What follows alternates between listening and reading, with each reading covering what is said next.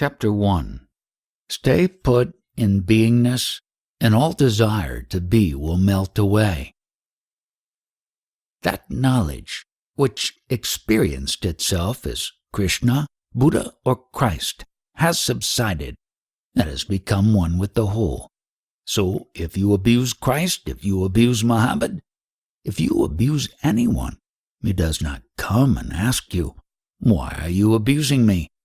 Because that knowledge, that experience has mixed with the totality. Similarly now, you may be a very great person. You might be a dictator of the world. But when you go to sleep, you forget what you were. Your name, your body, your age, your sex, your nationality, everything. This sense of a separate identity is very limited and not the truth. In fact, it is totally false. So if that is the situation with Christ, what is the case with you? Or you may be a humble, virtuous person. Whenever you go to sleep, you forget sin, virtue. You forget yourself. What is the basic fact? It is that you forgot yourself as an individual, which gives you deep rest. When you go to sleep, you might have had sex with 100 women or 100 men. At that time, you were enjoying it. But when you sleep, when you take rest, that sensory experience is not there. So then you do not have an identity, no weight at that place. Don't say you are so-and-so. You are an individual, you are a man or a woman. Just stay put. From there you can move ahead. That is the truth, that is the fact. From there you can go to reality. And then whatever is manifested will arise and subside. It is like sunrise and sunset, waxing and waning. That desultory manifestation you cannot be. It cannot be the real you. Whenever there is a sense of individuality, personality, or separateness, you have so many wants. You want to see a movie. You want to hear music. You want to play. You want to have sex. You want to eat fancy foods. You want to consume intoxicant. But when that sense of separateness is not there, when you are one with the totality, these things are not desired. And spirituality, or what you call religion, is mainly to understand this, that you don't require anything, that you are a part of the totality, or reality. When you grasp that, you don't have any of these needs. But so long as you are separate from things, you need everything. To exist as a separate individual constitutes the entire problem. And all of these things, the various sense caterings, all reading, search for knowledge, for pleasure, everything is related to that. Once all that subsides, there is no more problem. Then the bliss you experience is true bliss. The foregoing, however, is not a ban on activities. Do whatever you want, but never forget the reality. Never forget what you really are. You are not the body. You are not the food. You are not this vital air, prana. Whatever has appeared is a state, and as such it has to go. Most of you are not going to understand what is being said here, because you are taking yourself to be the body. Whatever knowledge I am conveying is not directed to the body, with you as bodily entities, as different persons. So long as you are firmly convinced that you are the body, whatever I am telling you is not going to be of any use to you, because whatever knowledge we take it as body-mind, since it adds to our existing store of information. We then feel we have become more knowledgeable. For example, tomorrow some astrologer or palmist may want to come and tell me, "I would like to tell your future." How can he tell my future when I am not there at all? You would be happy when told, "Okay, you will be President of the United States." But with me, that is not the case. In various books they have written about God. Has anyone said what God looks like, what he is really like? Has he got a shape, certain qualities. A God with attributes is still time-bound. Once time comes to an end, even his knowledge of being God vanishes. Just like a beggar, dressed as a king, he may feel as a king so long as he wears king's clothes. Once he throws away the clothes, he knows he is a beggar. When we talk about God, we are referring to attributes, loving, omnipresent, omniscient, and so on. Yet all that is still time-bound. Once that experience goes, what is there left? Well, anything that has God attributes cannot be lasting. This is very clear to me. So what then can I ask for myself? Whatever behavior exists in this world, it is because of attributes, tendencies. For example, a person goes through 4 marriages and divorces in a month. Now that behavior stems from tendencies, qualities. But that which witnesses this behavior is beyond attributes. When that witness itself, which is I am, subsides, what remains? With the witness gone, all other things have disappeared too. By the same token, upon the arising of the I am, the whole of manifestation takes place. These two are not separate. They are one. I am is the witness. The entire manifest world is there because of this.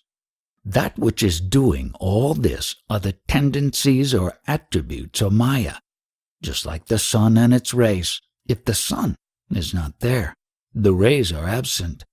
Similarly, if the witness is not there, the manifestation of Maya is not present. When I am arises, everything appears. When I am subsides, everything subsides. Now this is what I am trying to tell you, but you want something else. You want something about your future, something which is part of manifestation. But I am trying to hit at it. You have been seeing me right from 5:30 in the morning, working, talking, and doing all that. But nowhere am I aware of myself as a yoni, as something different. On the other hand, I have not forgotten the child of many years ago. Now, 82 years back, I had the childish knowledge, the incomplete knowledge which was born from the ignorance that I was born. Until the age of 3, I did not know anything. After that age, I was struck by my mother with what is a word. Concepts. And out of these concepts, everything else came. Now this Maya is that which started 82 years ago. It is singing. Maya comes up, subsides again. It goes in cycles, waxing and waning. Now, after some time, this childish knowledge, incomplete knowledge, whose base is ignorance, that experience, which started 82 years ago, let us not call it an identity, will also pass away, wither away. This I am is an announcement. It is not real. It has come out of something else. What the real is, I am not telling you, because words negate that. Whatever I am telling you is not the truth, because it has come out of that I am. The fact is, I cannot describe reality to you. I cannot. I cannot explain it because it is beyond expression. So from that, everything flows. But every time I say something, I am aware that it is to be negated. Not this, not that, nutty. That is my experience.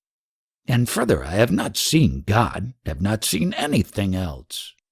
But about my own experience, I am very sure.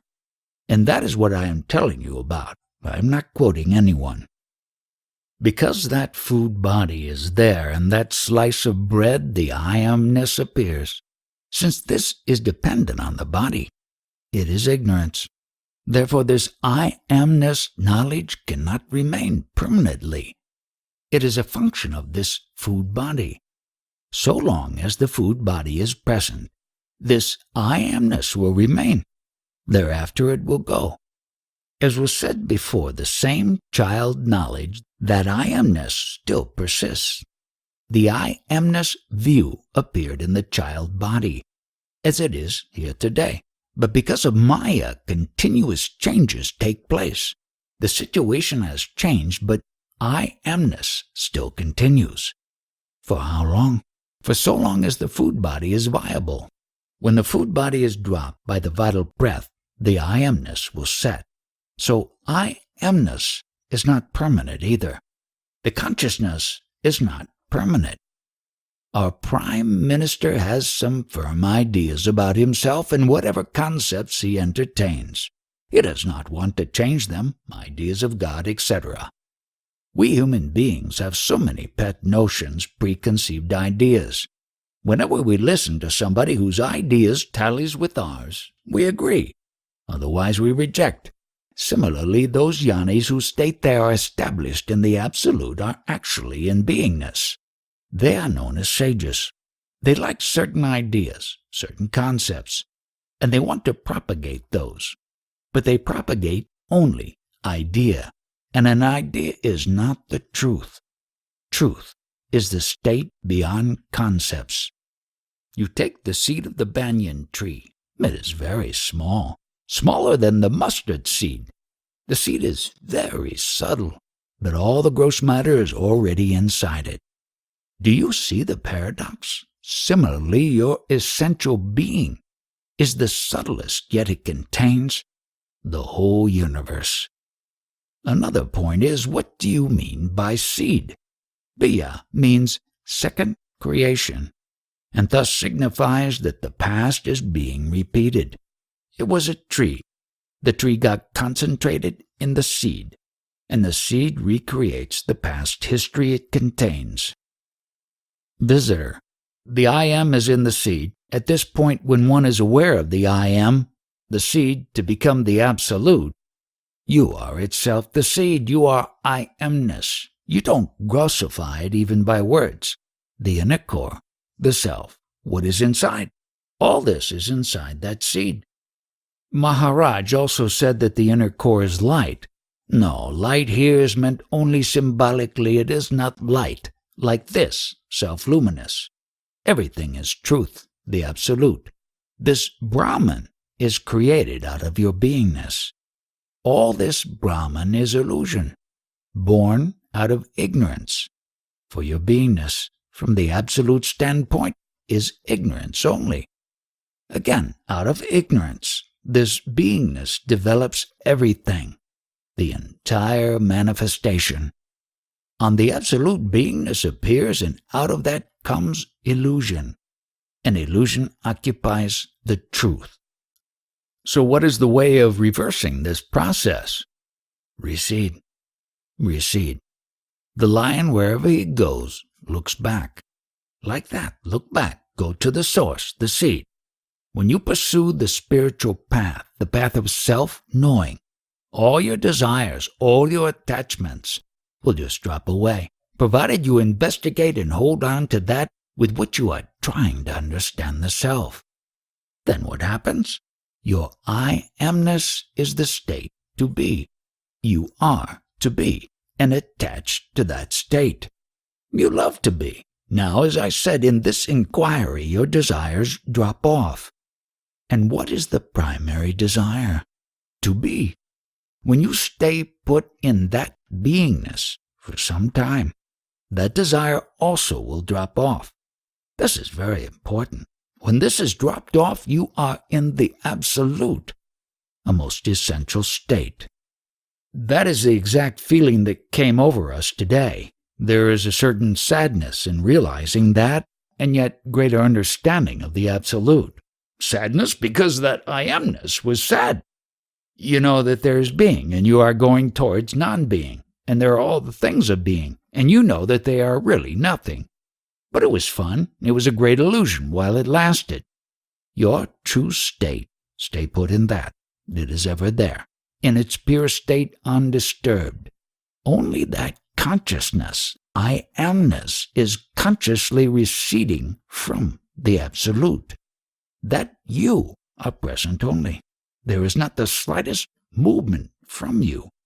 It is winding up the show. Would you say that a little more clearly? Yes, when you are in consciousness, you understand the nature of consciousness and you recede. Your progress continues. This consciousness is slowly extinguishing itself. Knowingly it is disappearing. But nothing affects you, because that is the absolute. Just like when the flame is gone, the smoke is gone, the sky remains. Beautifully said. That is the Brahman of death, the moment of death. Watching occurs, the vital breath is leaving the body, I amness is receding, vanishing. That is the greatest moment, the moment of immortality. The body, the flame, that I amness is there, its movements are there, and I observe. And it is extinguished. The vital breath deserts the body, that flame is not there. You observe that. That observation occurs to you. The ignorant one at the moment of death is in great fright. He is struggling, but not the ani. For him, it is the happiest moment, the most blissful one. But the fact is that you are going all over the place, to saints and ashrams and all that, collecting knowledge in your capacity of being an individual. Don't do that. Go beyond. This amassing of knowledge is not going to help you because it isn't a dream. This dream will repeat itself as a human body, as so many other bodies, as an animal, or as a god, anything. This is not the point. Try to understand what is being said here. That is the only solution, and will lead you somewhere. What is the relationship between me and you? I don't care whether or not you come here and listen. If you find it, you take it. If you don't want it, go away. The space in this room is neither against nor for, nor in love with the space in that room. It is one. Similarly, I am not bothered. The knowledge I am giving out is like a stream, like a flowing river. If you want to utilize it, take the water, drink it, assimilate it, let it flow by itself. I am not charging you anything. You are spending a lot of money every day. Come on, you keep the money and take my water. Similarly, while talking about it, I take you to the source of the spring. There, water is coming out in a trickle now. This trickle subsequently becomes a river, an estuary, and finally the sea. I take you to the source again and again. Once you arrive at the source, you come to know that actually there is no water. The water is purely the taste, the news that I am. This body-mind is created out of mischief. So whenever I say, don't ask from the body-mind consciousness and you comply with that, it means you are out of mischief. You will not ask any more mischievous questions. After listening to these words and understanding their meaning, stay convinced that you are that. You are the totality. Then, out of that, tremendous blessings will come your way. You become a Mahayuk, that is, you merge into yourself, union with yourself. There is only one principle. The principle is that you are. Because you are, everything is. Hold it firmly to yourself. What is your aim? Do you really want what I am talking about? You have heard what has been said. Now live accordingly and remain with it. You are indulging in worldly activity continually. Now, before you go to sleep, forget about all that and start reflecting on reality, because we can all break away from society. And the next thing is, don't run from door to door. I am of the opinion that most of you are doing that, just amassing knowledge. There is no point in that. Take one sentence of what has been said here and stay with it. That is enough. That will lead you to your source. My word is knowledge, if planted in you, will remove all other words, all concepts,